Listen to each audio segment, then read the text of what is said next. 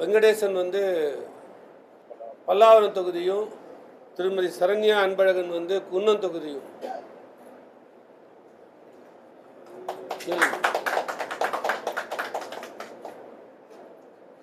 வெட்டலை சின்னத்தில் போட்டியிடுறோம்.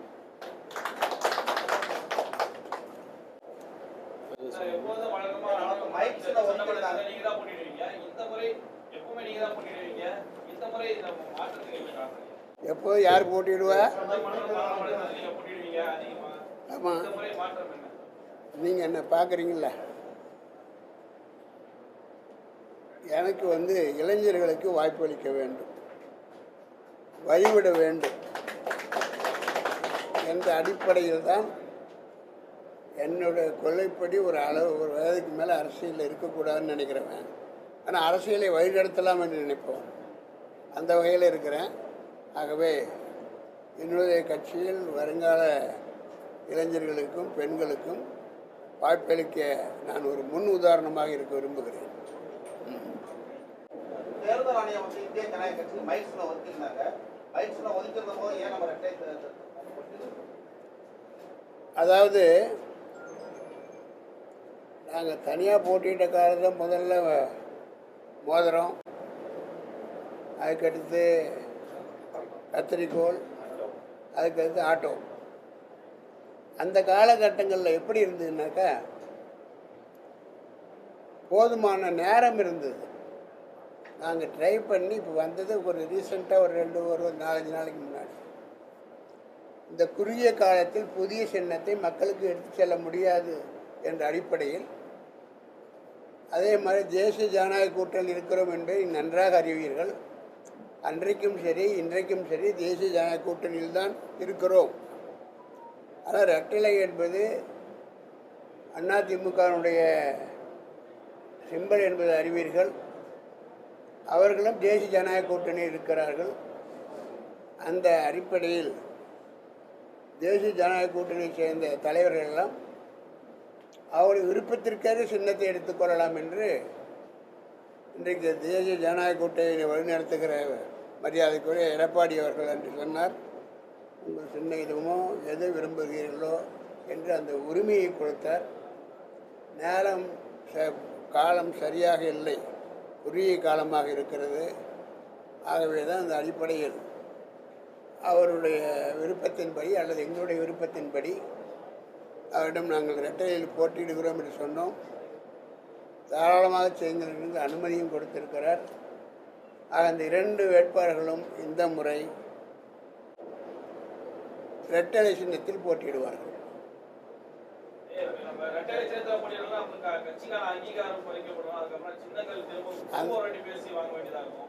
அப்படி இல்லை.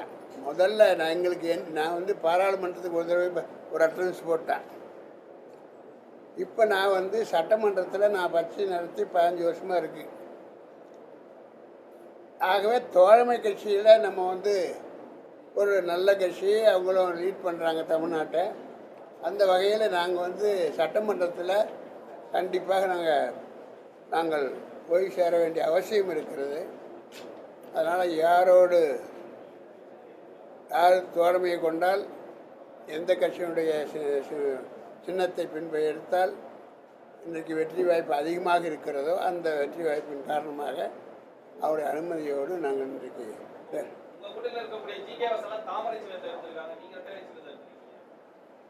அவங்களுடைய வரலாறு வேறு, எங்களுடைய வரலாறு வேறு. அவங்களுடைய வரலாறுல சொன்னீங்கன்னா இப்போ எங்கேயோ இருந்து வரும். எங்கள் கட்சி சுயம்பு.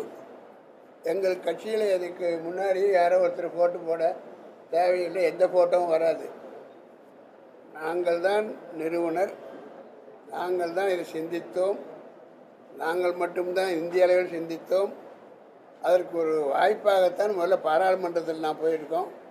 அதே மாதிரி இந்த முறை தமிழ்நாட்டில் நம்முடைய இடம் இருக்க வேண்டும் சட்டமன்றத்தின் அடிப்படையில் நாங்கள் போகிறோம். ஜனநாயகத்தை காப்பாற்றுறதுக்காக கட்சி ஆரம்பிச்சிருக்கீங்க. சமீபத்தில் என்ன போராட்டங்களை முன்னெடுத்தது ஐஜேகே? இது தவிர முதல்ல நான் ஒரு பாடமே எடுக்கணும். பார்த்துங்க, தமிழ்நாட்டில் நடத்த மட்டுமல்ல, இந்திய மக்களே போராட்டம், ஆர்ப்பாட்டம், உண்ணாவிரதம், இது ஒரு கட்சியை வளர்ப்பதற்கு ஆதாரம் என்று என்னால் சொன்னால் நீங்கள்லாம் தவறாக வழிநடத்தப்பட்டிருக்கிறீர்கள். எதுக்காக பண்ணணும்? கட்சி ஆட்சி நல்லா இருந்தால், நல்லவர்களை தேர்ந்தெடுத்திருந்தால் எதற்காக ஆர்ப்பாட்டம், எதற்காக போராட்டம்? ஆக தன்னுடைய வெளிச்சம் மேலே பண்ணுங்கிறதுக்காகவே எனக்கு பண்ண முடியாமல் தமிழ்நாட்டில் சொன்ன நீங்கள் இந்த பொதுச் செயலாளர்கிட்ட கேட்டால் சொல்லு. எத்தனை ஆர்ப்பாட்டம் பண்ணியிருக்கீங்க? நாங்கள் பண்ணியிருக்கோம், தேவைக்கு சந்தர்ப்பம் வெட்டினதுக்கெல்லாம் பண்ணியிருக்கோம். இப்போ நீங்கள் எடுத்துக்கிட்டீங்கன்னா எங்களுடைய கட்சியினுடைய நிலைமைன்னா 234 தொகுதிகளிலும் எங்களுக்கு பொறுப்பாளர்கள் இருக்கிறார்கள். அந்த லிஸ்ட்டை கூட கொடுக்க சொன்னால் நாங்கள் கொடுப்போம். அதுவரை பெரும்பாலான மாவட்டங்களில் நாங்கள் என்ன பண்ணியிருக்கோம்னா, தமிழ்நாட்டினுடைய மாவட்டங்கள் வந்து ரெவென்யூ மாவட்டம் அல்ல. எங்களை பொறுத்தவரை தொகுதி, எத்தனை தொகுதி இருக்கோ அந்த தொகுதிக்கு ஒரு மாவட்டமாக பிரிக்கப்பட்டு அந்த 234 தொகுதிகளிலும் மாவட்ட தலைவர்கள் இருக்கிறார்கள். செயலாளர், பொருளாளர், ஒன்றியம், கிளை வரைக்கும் போயிருக்கிறது. சில இடங்களில் பூத்து வரைக்கும் போயிருக்கு. அந்த லிஸ்டெலாம் இருக்குது.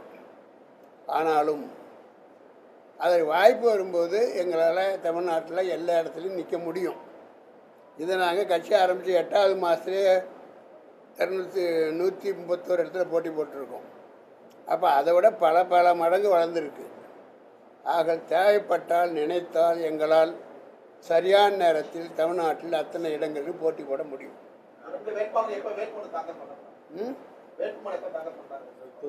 முதல்ல பல்லாவரத்துக்கு உங்களுக்கு 30ஆம் தேதி குன்னம், 30ஆம் தேதி குன்னத்தில், 4ஆம் தேதி பல்லாவரம். வாக்குறுதிகள் என்பது முதல்ல எங்களுடைய சட்டமன்ற உறுப்பினர் வந்த பிறகு நான் ஊழலுக்கு முழுக்க எழுதினி. அந்த ஊழல் எப்படி ஜனநாயகத்தை கெடுக்குது என்பதற்கு ஒரு பெரிய பாடமே நான் எடுக்கணும். ஊழல் செய்தால், பணம் எடுத்தால், கொள்ளையடித்தால், கோடியாக அடித்தால் அதை வைத்துக்கொண்டு ஜனநாயகம் முழுமையாக தகர்க்கப்படுகிறது. அதுதான் முக்கியமானது. நீங்கள் இந்த தேர்தலெலாம் என்னை பொறுத்த வரைக்கும் பர்சனலாக சொல்கிறேன், இது ஒரு சாங்கியம், ரைச்சுவல். ஏன் பணத்தை அள்ளி விடணும்? பணம் எங்கேருந்து வருது? யாராவது உழைச்சி சம்பாதிச்சு கொண்டு வந்திருக்கீங்களா? அப்படி யாராவது சொல்ல முடியுமா உங்களால்? எல்லாம் உங்கள் வரிப்பணம், மக்கள் வரிப்பணம். தெருக்கூட்டு அந்த அம்மா முதற்கொண்டு எப்படி ஒரு பெரிய பொருளாதாரத்தில் உயர்ந்திருக்கோ அத்தனை பேர் வரி கட்டுறான்.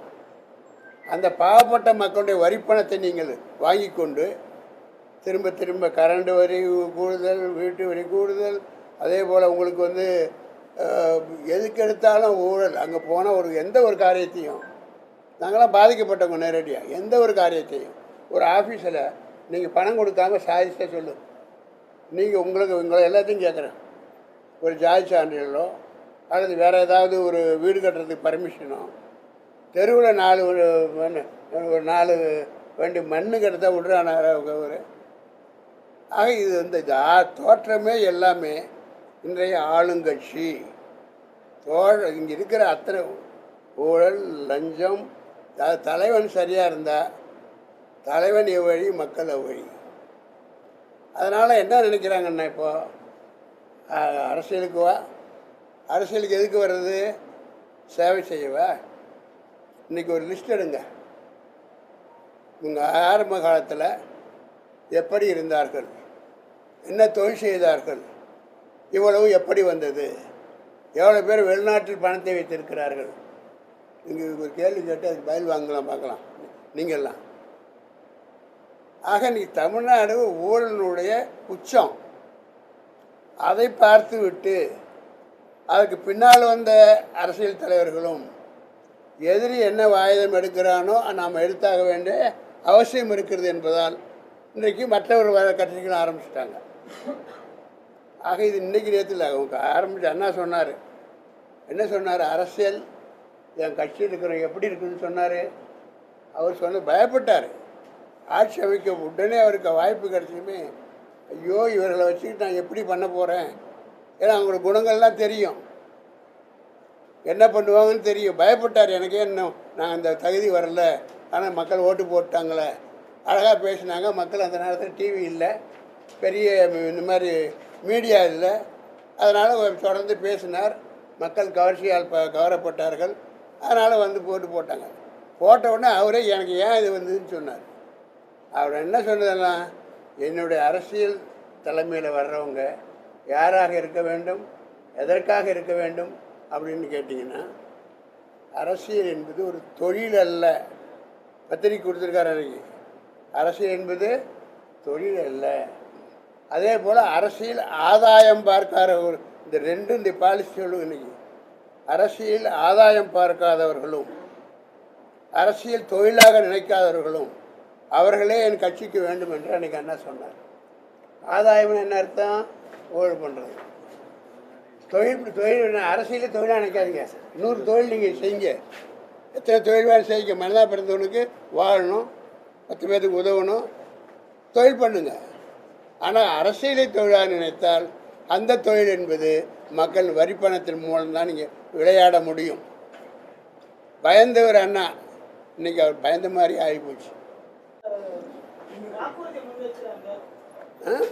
அதாவது ஏடிஎம்கே வந்து என்டிஏ கூட்டணியில் ஒரு மேனிஃபெஸ்டோ கம்ப்ளீட்டாக ரெடி பண்ணி கொடுத்துருக்காங்க. அந்த மேனிஃபெஸ்டோவை அப்படியே காப்பாற்றுவோம். ஒன்று, இனி அந்த தொகுதிகளில் என்னென்ன பிரச்சனை இருக்கோ மக்கள் சொல்கிறத கேட்டு மக்களுக்கு தேவையானவற்றை செய்யறதுக்கு நாங்கள் தயாராக இருக்கோம்.